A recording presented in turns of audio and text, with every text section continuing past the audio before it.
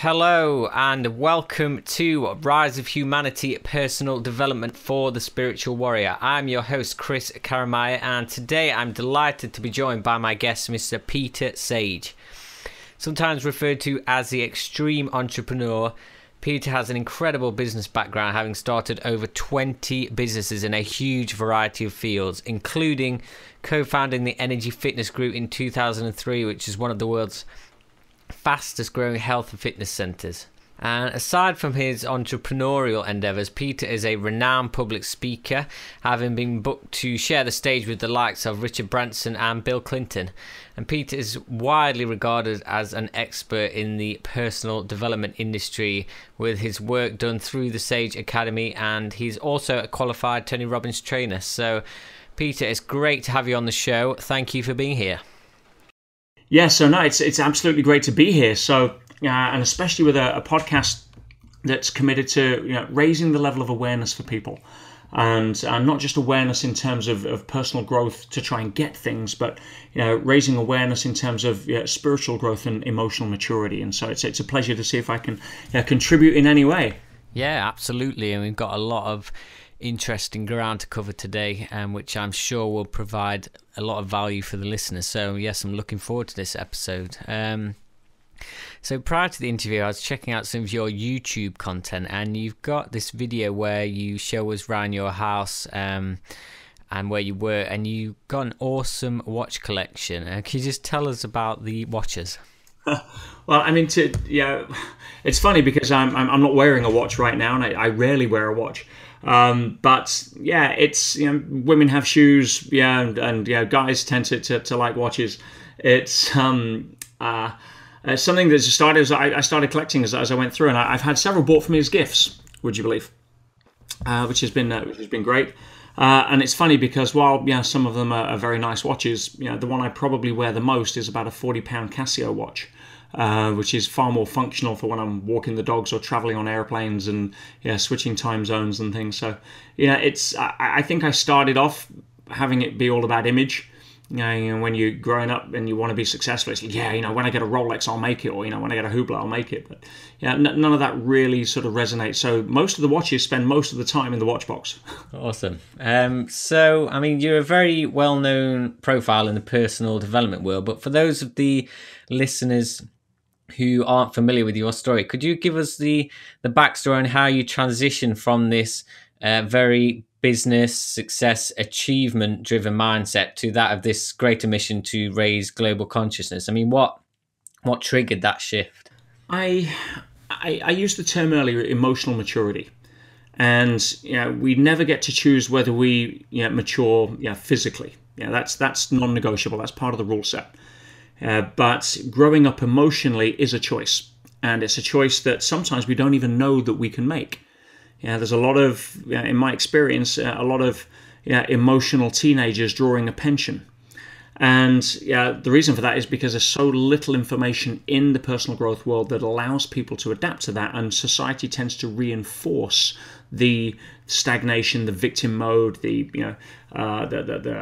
hustle at the expense of others mode, so much over the last many decades that's what people tend to feel is there. So for me, it was simply a case of being lucky enough to recognize the fact that it was a stage of development. I'm still an entrepreneur. I'll still build businesses till the day I die. That's what I do. But the reasons why I'm building businesses now are very different. Now, the only business I want to build is a business that be able to help raise the global consciousness of humanity. Very similar to yourself. And be able to invite people on that journey.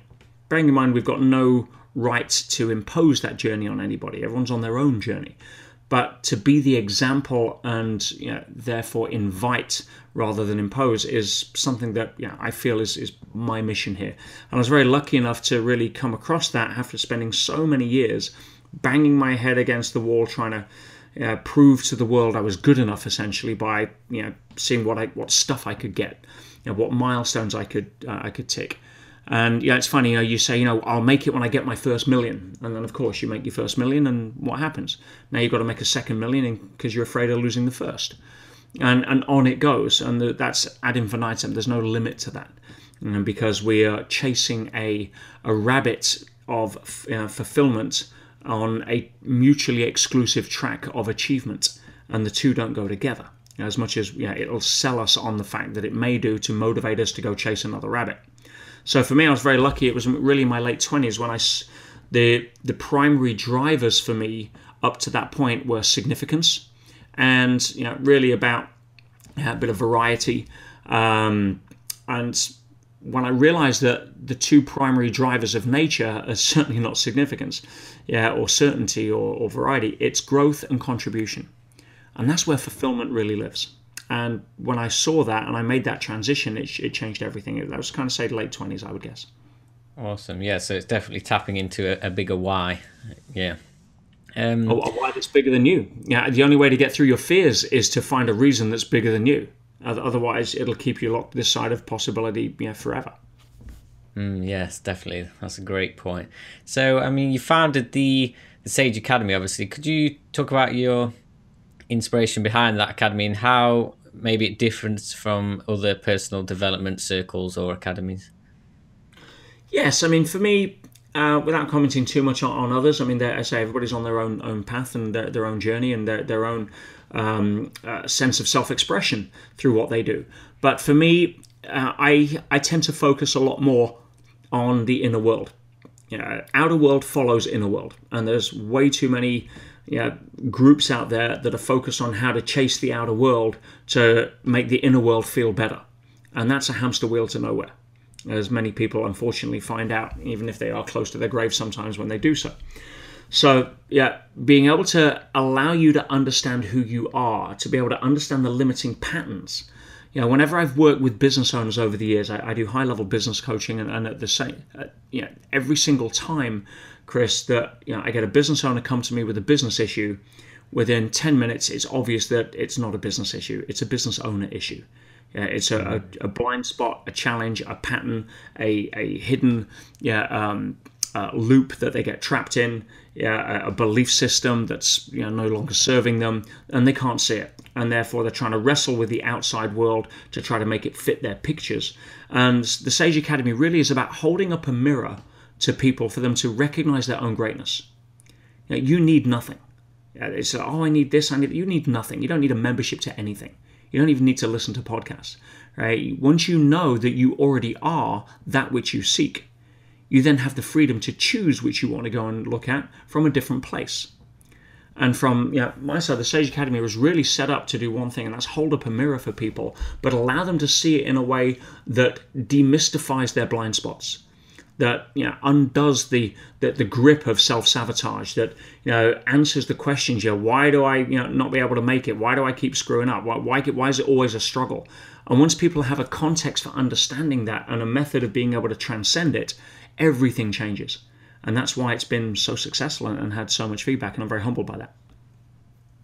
Awesome. So I love that quote, you are that which you seek. Do you think then that the trick is once you get into that place of feeling like you have already arrived, do you think that then things will begin to change around you in the external world to kind of match that feeling? Is that how it works? That's how it's always worked. The only challenge is that to get a congruent signal, shall we call it that, you need to have two things that are aligned. One is your heart, the other is your mind. Because most people say, oh yeah, I want to be a millionaire, and they do their affirmations, but their heart's like saying, who are you kidding? You got a credit card bill you can't pay. Or their heart really feels the fact that I was born to do this, and the brain says, oh no, remember what your teacher said, remember what your dad said. And so there's no alignment. They talk themselves out. The mind will induce doubt in the face of the heart's passion, and the mind will usually run off on a tangent because it's convinced it's found a way, when the heart, the intuition, is saying maybe not. So once you get your heart and mind aligned, yes, you create a signal that goes out that starts shifting circumstances around in the outer world. We know this now in science. The material model of reality died 100 years ago. They've just spent since 1920 trying to hold on to it. But what the challenge there is, Chris, is that what unifies a heart and mind faster than anything else is fear. So people are congruent about what they don't want. which is why the signal goes out. And as the brain doesn't process negation, then you usually get what it is that you don't want. It's like saying, don't drop the plate. And what happens? They drop the plate. Why? Because in order to process that, they have to get a picture of what they're not should be doing. The brain doesn't process negation. They hear drop the plate, don't. So it's like an echo. I don't want to be poor, poor, poor, poor. That's all that's coming back. There's no don't when it comes to broadcast signal. So it's always about what you do want, and you can't kid yourself unless your heart and mind are aligned. It's not going to give you that either. Yes, absolutely. So I'd like to talk now about this huge event that occurred for you in your life earlier this year, your imprisonment at Pentonville. So to begin with, could you just give us a brief outline of the events leading up to that, just to create a bit of context for the listeners? Yeah, absolutely. I was being sued over a business deal that I was arguing the toss with over a big multinational company. They taught me a lesson about who has the best lawyers and who has the most expensive lawyers, which obviously was a game I was never going to win against a multi-billion-dollar company. And I tripped over some of the stuff in the court order on a civil matter, and ended up being in contempt. And it was part ego, being completely honest, because I was upset about what I thought they were doing with regards to corporate bullying. And so I went in on that track, and the judge didn't like that, because I should have really been there to talk through the aspects of the freezing order.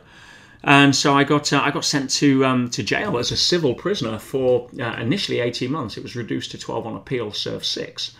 And it was, I never saw it coming. It was, looking back, I can honestly say, one of the most incredible and fascinating adventures I've ever had.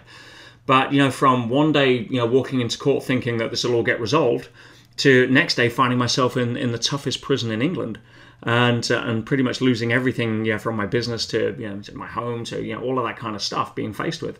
It was somewhat of a what I call a bend in the river of life. and that was the start of this year. It was quite recent. Yeah, so I read through your Inside Track prison journals, which were incredible, and it was amazing to have such a rare and unique insight into this whole situation. But at the very beginning of your journal, you state, as you just said, that the river is winding perfectly, and that this event could only have been engineered on a higher level of the game and from a place that you completely trust. So how did you prepare yourself mentally for this challenge? How were you able to achieve this level of belief and optimism going in? I mean, what are the thought processes behind that? Yeah, a couple of things on that. One is, I talk about this as I try and delineate all of the tools that I used inside. And one of the primary tools is understanding what goes into a positive psychology, a foundational level of psychology. And I said, I go back to one of the questions Albert Einstein said that is the most important question you should ever answer in your life, and that is, do you or do you not live in a friendly universe? Because if you believe that you're here and the universe is taking care of you, if life is taking care of you, then it's here as your teacher, it's here as your personal trainer.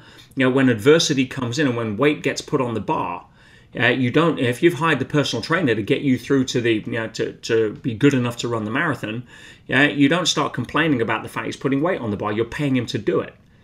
And so understanding problems and challenges in a different context, changes your relationship to it. And I went into prison. I never once saw myself as a victim. I never once saw myself as a prisoner. I went in there as a secret agent of change. This was an opportunity for me to demonstrate, am I good enough to do what I do in a different environment? This is not on stage. There's no cameras. There's no second takes. Because a lot of people in personal growth talk a good talk. And it's like, I went out years ago and ran the desert across the Sahara. And I used to talk about fitness. I used to teach fitness. I used to go out and at some point you've just got to go out and reprove it to yourself. And not about what others think. It's about keeping your hand in the game. So I've spent best part of 3 decades teaching personal growth and development, understanding how to take responsibility for one's own life no matter what happens. The fact that victim is a tunnel with no cheese. And so I get put into a situation that I would call a graduation event. I should have been expecting it. It could have been that. It could have been an illness. It could have been something else. But I'll take prison for 6 months in a exceptionally hostile environment. You go to school for a year, and what happens at the end? You take a test, and if you pass the test, you go to the next year. And guess what happens? The lessons are harder. The questions are harder. They're meant to be. See, the misnomer here, Chris, is that people think that we're here to design a comfortable life. We're not. We're not here that's any more than school is meant to be comfortable. It's meant to be an environment that allows you the opportunity to make better choices so you can grow up.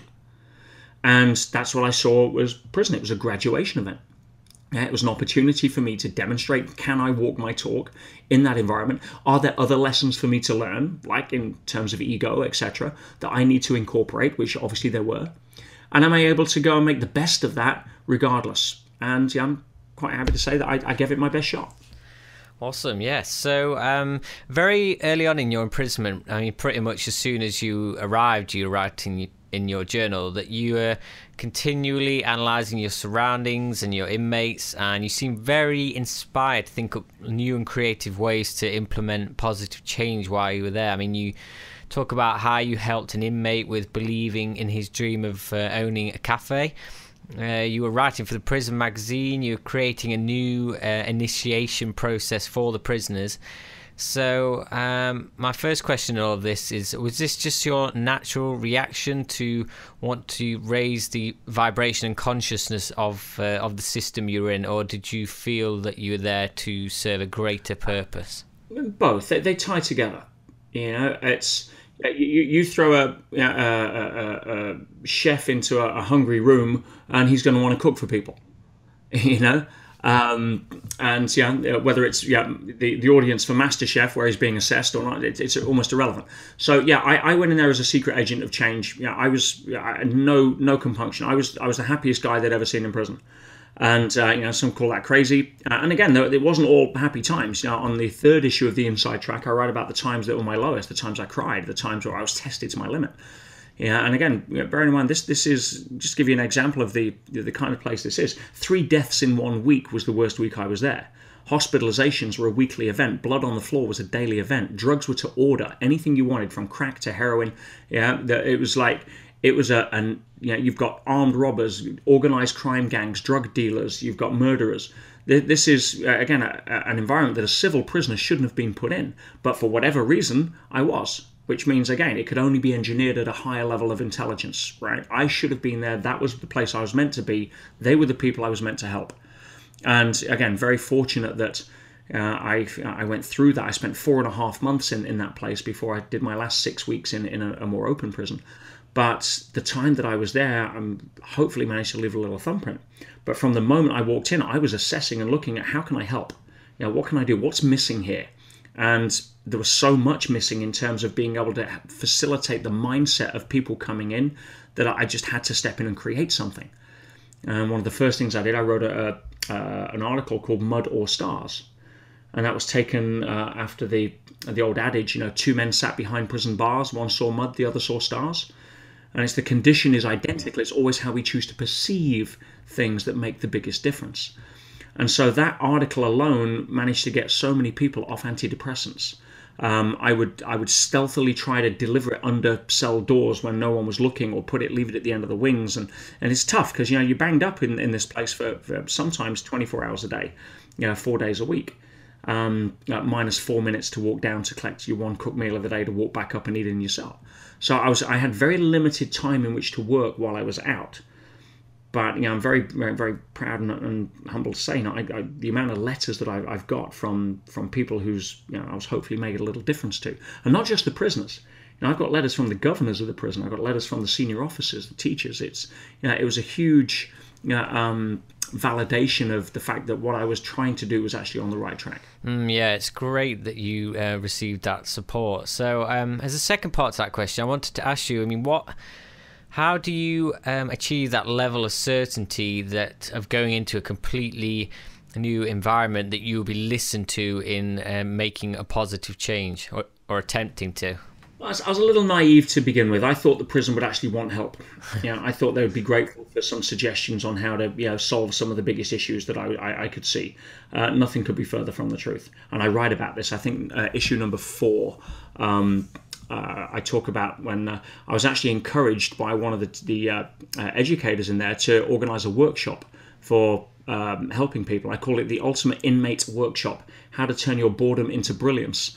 And I organized it. I signed the prisoners up. I got permission from the library. Everything was all set. And then one of the wing governors found out about it and stormed down to the library, said, "What the hell's a prisoner doing giving a workshop?" and banned me from education for the next 7 weeks. It was like a complete addiction to the status quo, and they didn't want help. They wanted to have what they were used to, and it was rotten from the inside. The tooth was massively decayed, and everything that the politicians do, that the governors try to do, any of the initiatives, most of it is a veneer over a rotten tooth.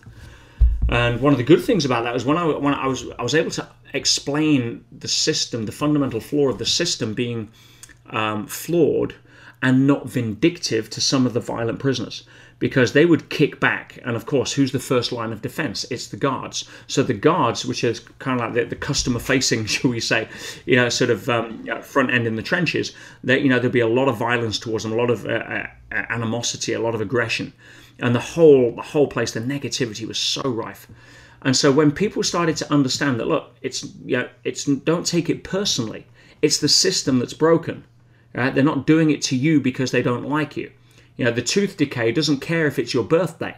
It's not deliberately set up to annoy you on your birthday. It's just the product of a decayed mouth.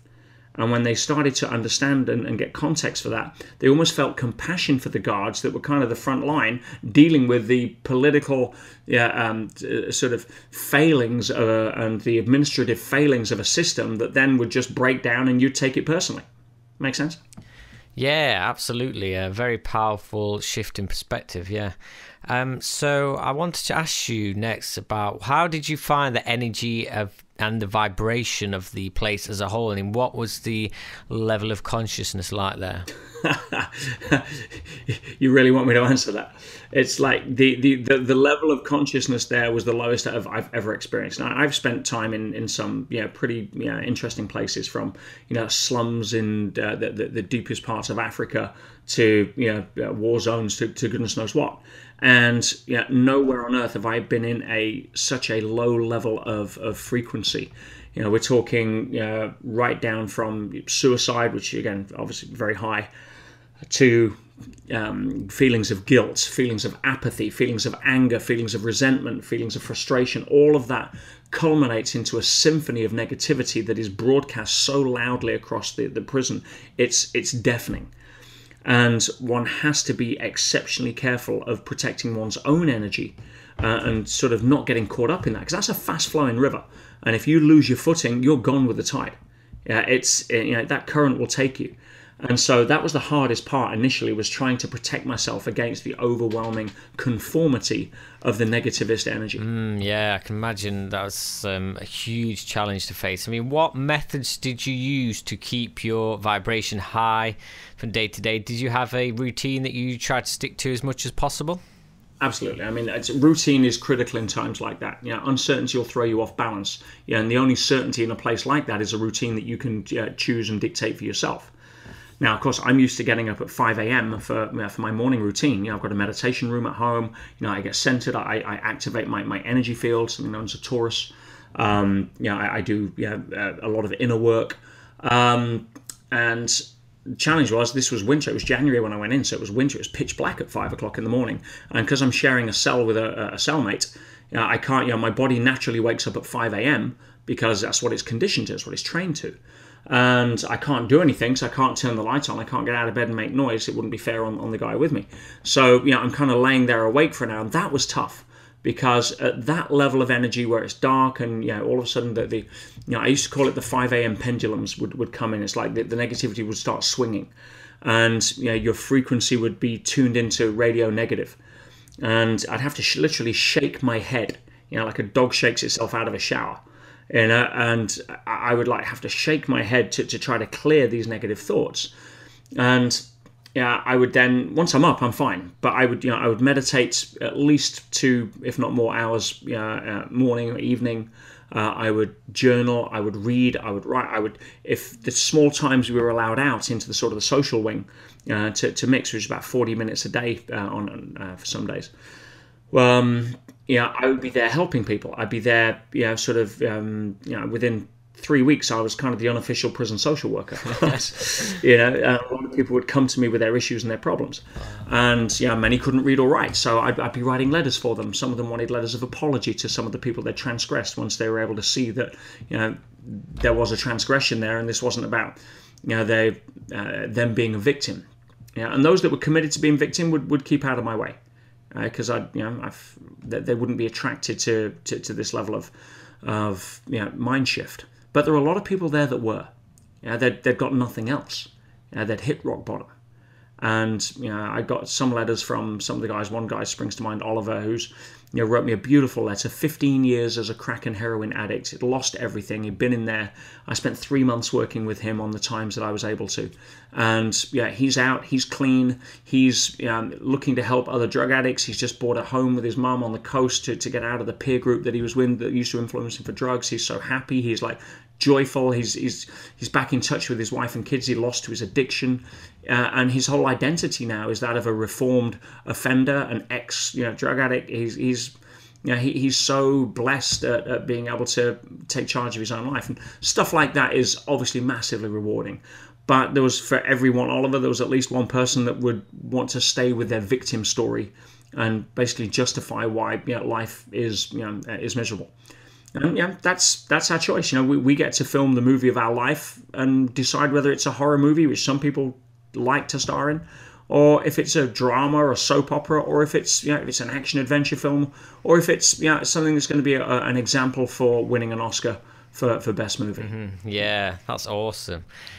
So you kept a magic moment list while you're there. Can you tell us about this, why you did it, and what effect it had on you? Oh, it was huge. I mean, I've always kept a magic moments list.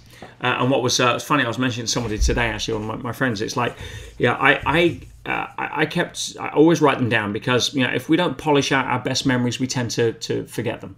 And so I have a list that if ever I am feeling down, I can always turn to. My magic memories list for my life has about 1,000 magic memories, magic moments on there.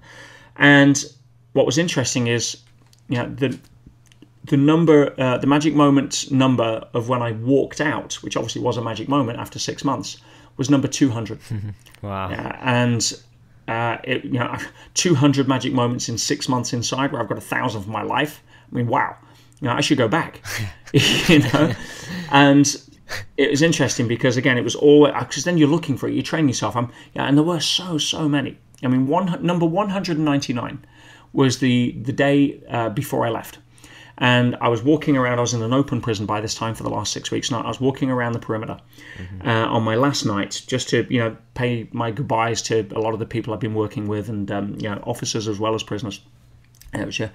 And a guy came up to me, says, "Oh, excuse me," says, "Are you the guy that wrote Mud or Stars?" And a little hesitant because I wrote it anonymously.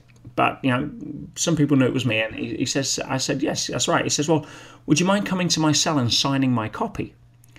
And I'm like, "Well, I did write it anonymously." He says, "Well, I know, but it would mean a lot if I could."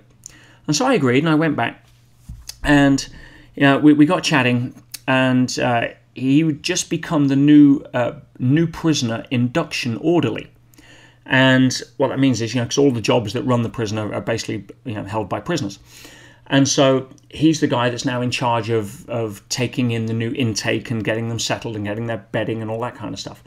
Now, the guy that I wanted to speak with, that was the previous orderly, I wanted to speak with him because I wanted to get Mud or Stars in the hands of every new prisoner coming in, because it was making such a big difference.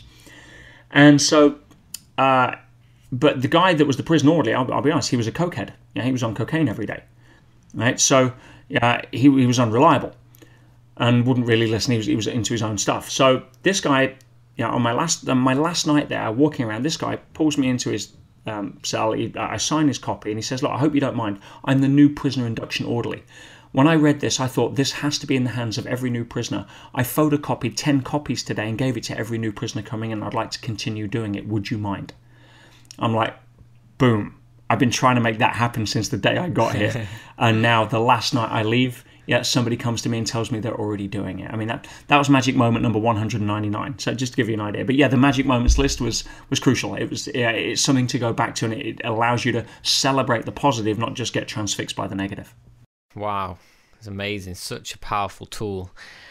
So I wanted to ask you, how were you able to stay present through all of this? I mean, did you have any fears of a bleak future once you'd move through this challenge?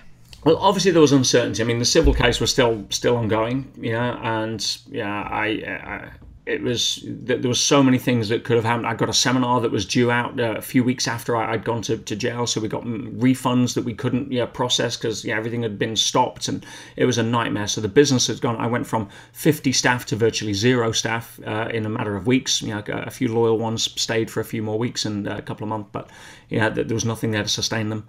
I'd been torn away from everything I cared about. My missus, my dogs, my wedding had obviously paid for, but then cancelled. There was a lot that was pretty much taken away. One of my favourite quotes from quite a wise mentor, somebody you may have heard of, called Master Yoda. He turns around, says, "Train yourself to let go of everything you fear to lose." Mm-hmm. And that quote was on my wall at home. And so, again, theory doesn't cover the price of admission to the higher levels of awareness. That's one thing that you'll find out very quickly in life. Yeah. Again, as I said earlier, you can talk a good talk. Sometimes you've got to go out and prove it. And so, I was faced with losing everything. I got a 22-year, flawless history with, American Express. Bang, gone.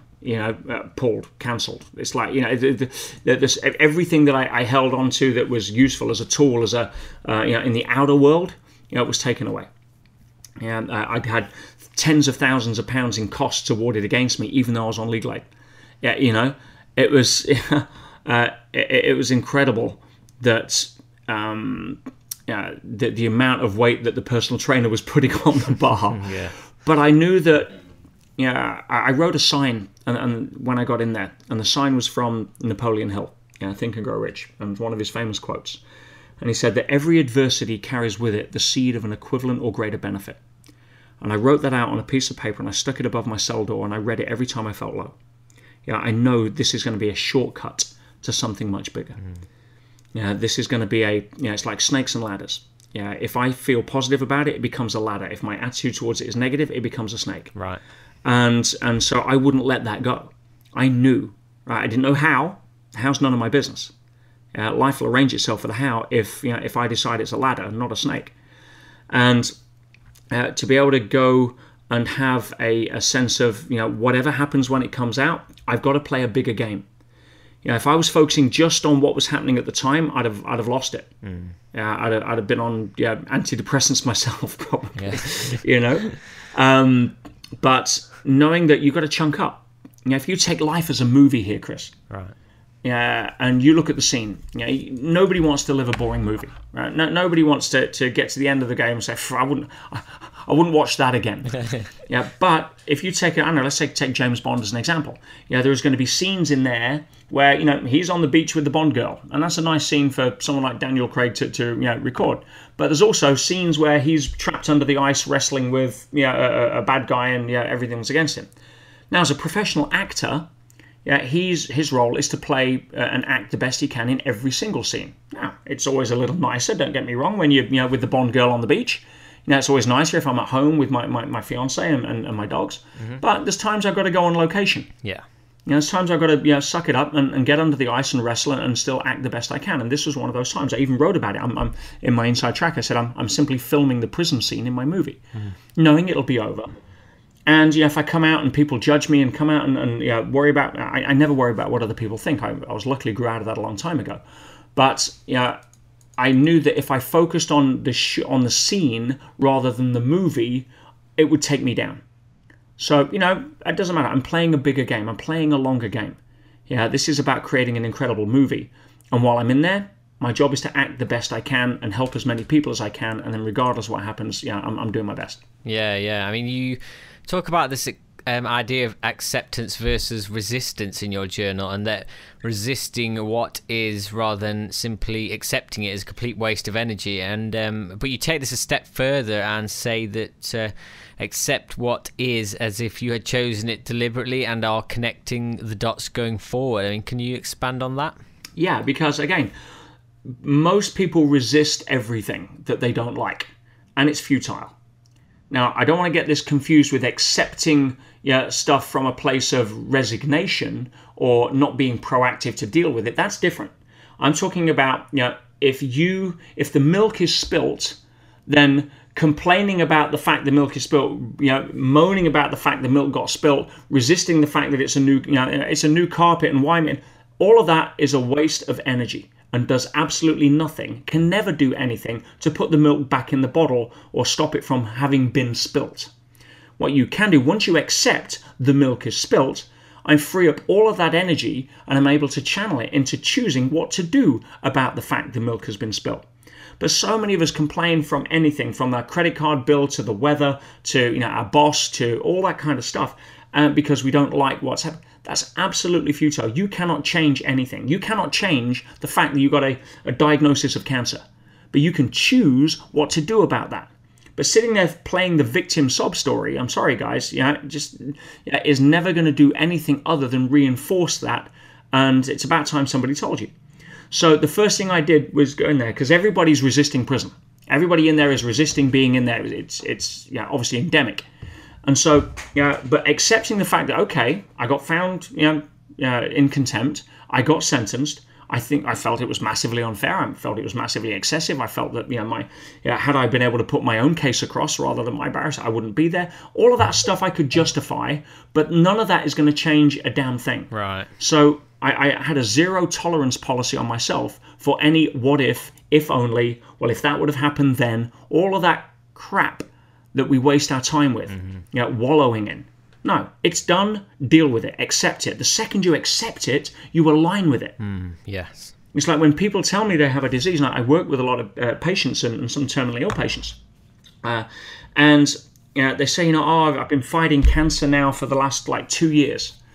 And my question is, well, hang on a minute, when was the last time you sat around the same side of the table rather than the opposite side of the table and actually asked it what it wanted?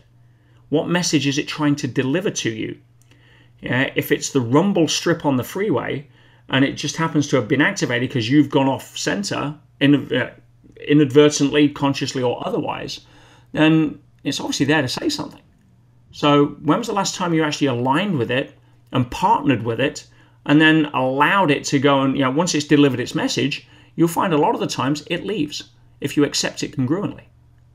But no, we fight it because it's something, we resist it, and then obviously it gets worse. So there's many different angles to look at this, and the higher level of awareness, as you quite rightly said there, Chris, I put in the inside track, is that if you could choose this, the circumstances that you're resisting, and you could actually have a relationship to those circumstances that states, I chose this on purpose at some level because it serves me. Mm-hmm. Nobody likes taking the exams at the end of the year at school. But they serve them. They serve a purpose. Right? And at the end of the exam, you pass or you fail, but you feel better for taking it. It's like that had to happen. I don't like it at the time. If you're in the gym and you're lifting the bar and your muscles are screaming, then in that particular moment, if you're focused from the position of the muscle fiber, you're saying, what the hell's going on? Please stop it. You're killing me. But if you focus from the position of the personal trainer who's encouraging you, you're focused on the position of the person doing the rep that's proud when they actually squeeze an extra one out than they thought. Even though they can't lift their arms for the next day, they walk around with a smile on their face. Adversity is not what we think. And for me, adversity is nothing more than a gift that's delivered in a type of wrapping paper that seems like it's adversity, so nobody else is going to steal your gift. Yeah, that's all amazing, very powerful. Another one of the concepts that you share in your journal that I really like was this idea of contrast frames. I mean, could you explain what a contrast frame is and how you used it while you were there? Sure. When you come into or you engage with consciousness, with reality from a place of duality, which is vast majority of everybody you'll probably ever meet in your life. And what I mean by that is that, that the highest levels of consciousness, really where duality dissolves, It's, you accept that everything is an expression of who you are. It's, there's, the non-denominational term is oneness. And so, for the rest of us mortals below that level, on our own journeys, duality is a this and a that. There is a me separate from a non-me. And therefore, everything that you look at is automatically filtered through a contrast frame. We know something is hot by the fact that it's, we know what cold is. And so if we never knew what cold was, we wouldn't understand hot. So the meaning behind what we give things is usually reinforced or created or highly influenced through contrast of knowing what it isn't by its opposite. So knowing that and going into prison, the first thing I did was I reread Viktor Frankl's classic work. Had it sent in. I had several copies sent in, actually, to be able to hand out to people. Because for those that don't know, and it's a classic, it sold 9 million copies. And Viktor Frankl is sadly no longer with us, but he was a psychologist, actually an Austrian psychologist, but Jewish. But he was sent to Auschwitz, among several other concentration camps, and survived 3 years in that process. And he gives a harrowing account of what life was like in Auschwitz. And when you read that, you'd be like, wow, I'll take Pentonville any day of the week and cry with gratitude for having it. Yeah. I would think of Nelson Mandela, one of my heroes. And I've done a lot of work with the Mandela family. And I've been very grateful to be close to a lot of those lessons from their side and hear a lot of the things from them as to how their father and grandfather was able to cope. But 27 years locked up, 18 of which on Robben Island. It's kind of like Chateau d'If. It was an experience that I'm thinking, hang on, I'm doing less than 1/50th of that. And that guy came out and became one of the greatest examples of living leadership in human history, in modern history. And so it's like, hang on, I've got to do 6 months in here, on location, filming the prison scene where I can get to help people and actually test if what I do works in the real world, at a way where it's somewhat unforgiving if it doesn't, so I better step up. Boom, I'll roll the dice on that any day of the week. As opposed to 27 years in South African prison? I'll say no. So contrast frames are huge because it allows you to think, wow. I ran, as I mentioned, I ran the desert one time, the Marathon des Sables, one of the toughest foot races in the world. And I remember coming back from there, and it's like, something? The government puts up interest rates by 2%. It's like, if I can handle the desert, I can handle that. Your car breaks down, you've got to walk a mile to a gas station. It's like, give me a break. I just did several hundred kilometers across the desert. It's so contrast frames are huge if you look at them the right way, and they can be massively disempowering if you look at them the wrong way. So if I'd have contrasted that with, oh my God, I should be at home, I should be on stage doing my seminar, I should be this and should be. If I'd have contrasted, but I'm in this hellhole, that's the wrong side of the contrast frame to be empowered by. You've got to go the other way. And so, that was easy for me to pick examples out of because there's so many to choose from. Wow. I mean, looking back at this experience and connecting the dots backwards and connecting the dots going forward, I mean, what do you think this experience will do for you going forward? Well, a couple of things there, Chris. I mean, obviously, we can only set intention around that, but one thing it did do is it reconnected me with my passion for writing. I've been trying to write a book for the last 3 years and just been too busy, and the business had built up to such a point, with all the staff and all the stuff, that I was just too busy. And I'm a great believer that every tree needs pruning before it gives better fruit. There's a lot of ecosystems in the world that are fire driven, that are designed to be raised to the ground every 30 odd years and to renew and grow. It's that they're designed that way intelligently by nature. And that's where I felt. I felt that I was being pruned. I was losing everything. Time to come back with an even greater gift to be able to give. And yes, I couldn't have, I couldn't have meditated my way through into the lessons that I got from there. Certainly not experientially. And coming out of 6 months inside, 4.5 in one of the toughest prisons in England, was such a gift. I mean, there was such a depth to the insights that I was getting in there, which I'd never have got elsewhere. There was my journaling after 3 months just went to an entirely different level. The content I was creating for my next events was just completely different level. I'm so excited to be doing the next one in February. And to have that opportunity to demonstrate that, well, what is my gift here? What am I meant to be doing? And so I'm focusing on putting a book together. I think, I've heard, when I put a little video out to my fan base that I was back, the response was overwhelming. I owned up, I screwed up. Obviously, at some level, I tripped myself up on my ego and I got put inside. And if I let people down on that, I was so sorry, because it was never my intention to inconvenience or hurt people. But the response just blew me away. I think we had something like 10,000 views in the first few hours, and the comments were just so supportive. 99.9%. You're always going to get the contrast frame of people that think that project their own issues on and say you're an idiot and everything else, and they're obviously they're fully entitled to that. I have, as nobody else has, the right to take anybody else's free will away to express themselves how they want. But for me, I'm very blessed that I got to live one of the greatest adventures that I've ever lived. I think moving forward, that's going to stand me in a huge amount of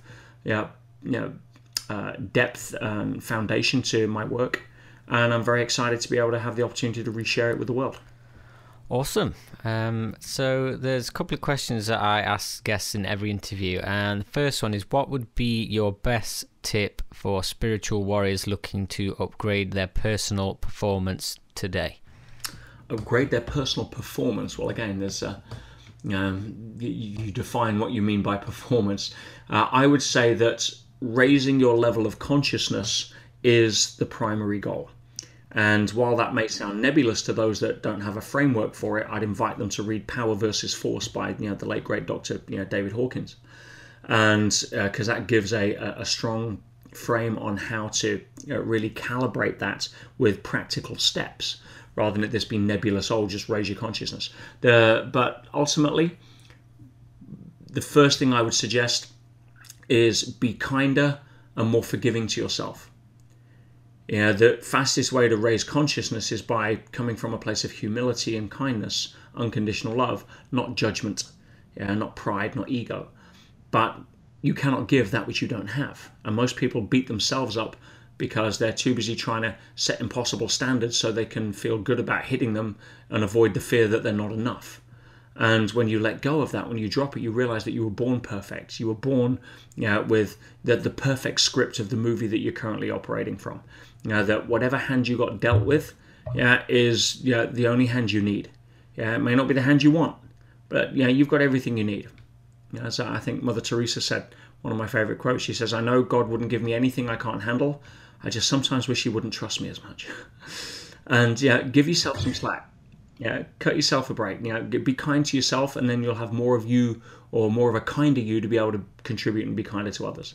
And if you do that, it's what all the great teachers taught, whether it's from Jesus to Buddha to Krishna to Muhammad. Unconditional love and kindness is the flowering of the human soul. To be able to include rather than exclude, to be able to be ethnocentrically focused rather than egocentrically focused, to be seeking to contribute rather than to take, is the culmination of being able to raise one's own spiritual growth and progress. And if you can do that, and that's what kept me alive in prison, then you're on pretty solid ground for growth. Awesome, great advice. And the second question is, what would be your best advice on how the spiritual warrior can contribute to the rise of humanity? I will answer that very succinctly. The first is, don't fall for the misunderstanding that you have a right to change humanity. A lot of the moral crusades that people run off on think, well, I'm going to go change the world. You've got no right to change the world. The only right you have is to change yourself. So if you want to contribute to the rise of humanity, there's only one way to do it. And that is to become the best example of who you can be. And then use that as an invitation for others to follow. And some may choose to, and some it may not be their time. Some of them will be able to take the lessons that you've learned and be able to save them making their own. Others, it may not be this lifetime. But if you want to help the world, you want to help humanity rise, stand up and be counted for who you are, and don't set goals, set standards. Yes, awesome. Thank you for that. I appreciate it. So, Peter, where can we find out more about you? Well, nice and easy. petersage.com is my website. You can actually download the inside track from there. I've put it up as a gift for me coming out because there's so much in there. There's 11 volumes in total, 11 chapters that I wrote. I wrote every 2 weeks to my coaching groups. And it was really written for some of the advanced students, which sounds like your listeners, anyone listening to the Spiritual Rise of Humanity podcast is qualifies at that level. So I wrote it in a way that not only gave you a real-time account of what was happening, but also what I was doing, the tools I was using, and breaking them down as a how-to so people can use them in their own life. And trust me, if they work in there, they'll work out here. And so, petersage.com, it'd be great. Go check out some of the work. If it resonates, then it's my pleasure to serve. If not, that's okay. That's what makes things happen. But, go download that inside track. It's a gift from me, and it'd be a pleasure to hear from people. Wonderful. Thank you for sharing that, Peter. So here at Rise of Humanity, my purpose is to lift the consciousness of humanity. So I extend my deepest gratitude out to you, Peter, for the positive energy and change that you are bringing to the world through your work and your experiences. So just say thank you so much for coming on the show. My pleasure. Absolutely. Keep doing the work you're doing, Chris. It's helping a lot of people. Thank you. So that is all for today, folks. I hope you've enjoyed this episode of Rise of Humanity and found something powerful from Peter's story that you can implement in your own life today. So be sure to check out Peter's work and his website, and definitely check out his inside track journals because they're just amazing. So thank you very much for listening, and I will catch you all next time. Bye bye.